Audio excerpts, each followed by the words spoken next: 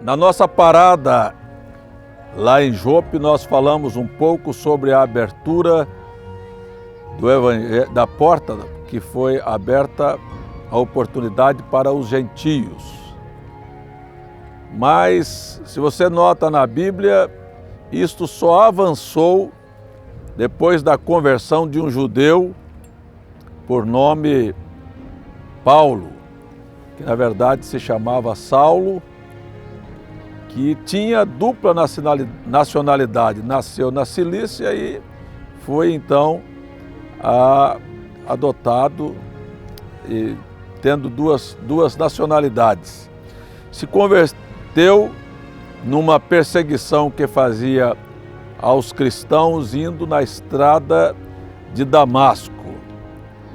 E daí então a história muda, e do capítulo 13 do livro de Atos em diante, ele agora parte numa viagem missionária, começando um trabalho na Galácia, e seguindo pela Macedônia, antiga Grécia, e desenvolveu um trabalho entre os gentios. Volta a Jerusalém, debaixo de uma profecia que seria preso, e ele, sendo aclamado pelos irmãos para não ir a Jerusalém, ele disse que estava disposto não somente a ir a Jerusalém e sofrer açoites, mas estava pronto para dar a vida pelo Evangelho e por Jesus Cristo. Este é um desafio para todos nós, que vivemos numa época muito mais tranquila, sem nenhuma perseguição, mas devemos lembrar que os nossos irmãos primitivos selaram seus testemunhos com sangue e nos desafia, pelo menos, a termos um testemunho que possa honrar a Deus. Então, Paulo, ele é preso em Jerusalém, apresenta sua defesa, os judeus montam uma trama para matá-lo, e então ele é transferido para Cesareia, para o lugar onde nós estamos, e aqui ele compareceu diante de grandes autoridades que na época dominavam, como Festo, e depois diante do rei Agripa. Ele também fez sua defesa aqui neste lugar. Uma das frases que me encanta é quando ele é interpelado pelo rei, disse: Paulo, você quer nos converter? Ele disse: não somente a ti, rei, mas a todos os que me ouvem. Ele era de uma ousadia extraordinária.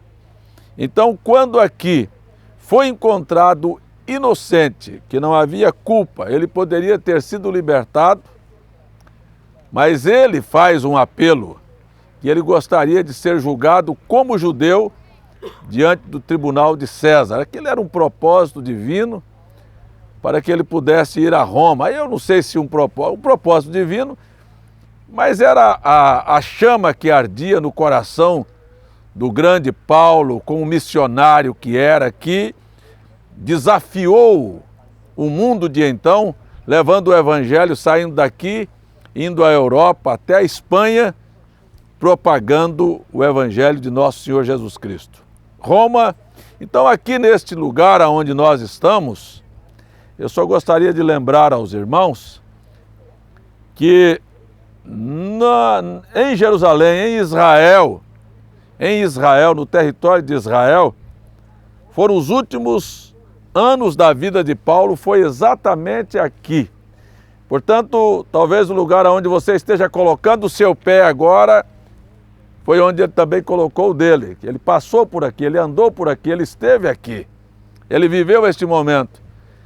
E quem é que, lendo hoje a Bíblia e vendo os 14 livros escritos por Paulo, as 14 epístolas, que não é beneficiado por ela? Então lembramos disso nesta hora, que a convicção de Paulo e os escritos de Paulo é que nortearam a fé do cristianismo. Aliás, o Novo Testamento está na sua grande maioria, nos escritos de Paulo, que ele não considera seus escritos, ele considera que foi apenas o veículo pelo qual passou a inspiração para que atingisse a todos nós, a ponto de escrever: se alguém cuida ser profeta ou espiritual, reconheça que as coisas que vos escrevo são mandamentos do Senhor. Então, não era as suas palavras. Na carta aos Romanos 2, verso 16, ele disse que um dia Deus há de julgar o mundo através de Jesus Cristo, segundo o evangelho que ele tinha anunciado. Então, o critério para o julgamento do mundo será as escritas de Paulo. E eu não sei se aqui ele escreveu ou fez um ensaio para escrever algumas das suas cartas, mas sei que muitas orações foram feitas aqui. Muitos clamores a Deus foram feitos aqui. Muitas meditações foram feitas aqui. E na nossa passagem aqui, pelo menos um minutinho do seu tempo, da história da sua vida, foi gasta, parado pensando que um dia alguém gastou parte da sua vida para que pudesse levar a nós um conselho de Deus. Eu acho isto deve estar na sua vida, não tem como você se desvencilhar disto. A partir do momento que você parou aqui, esteve aqui, meditou nisto, está escrito na história da sua vida.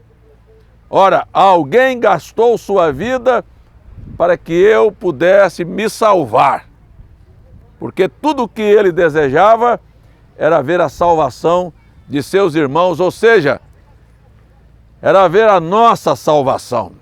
Ele amou o povo judeu, mas amou o povo gentil.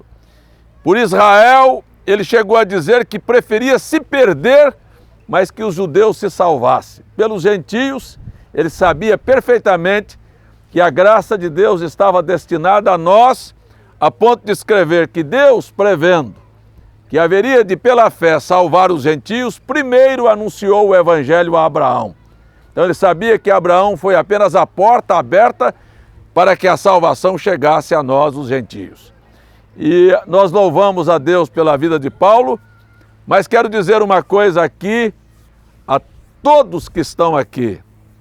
Pare um pouquinho na história da sua vida, dê uma olhada no Evangelho de Paulo, na Palavra de Deus, e se você encontrar alguma coisa na sua vida que não se alinha nas Escrituras, não se alinha com as Escrituras, não se alinha com os escritos de Paulo, porque vivemos hoje numa outra geração, num tempo moderno, mas lembre-se, o critério está estabelecido. E se Deus vai julgar o mundo através dos escritos de Paulo, é bom que a nossa vida esteja alinhada com os escritos de Paulo, ou então pereceremos.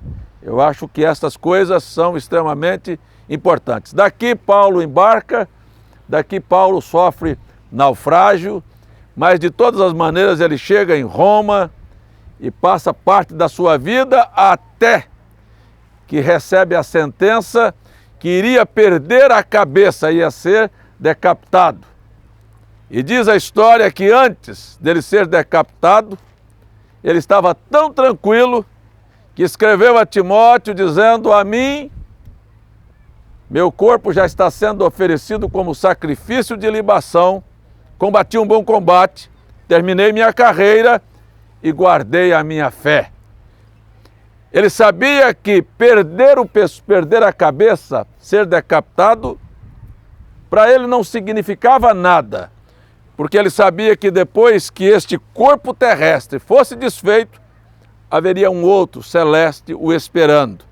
Então, tranquilamente, ele escreve que quando perdesse a cabeça, ele seria coroado.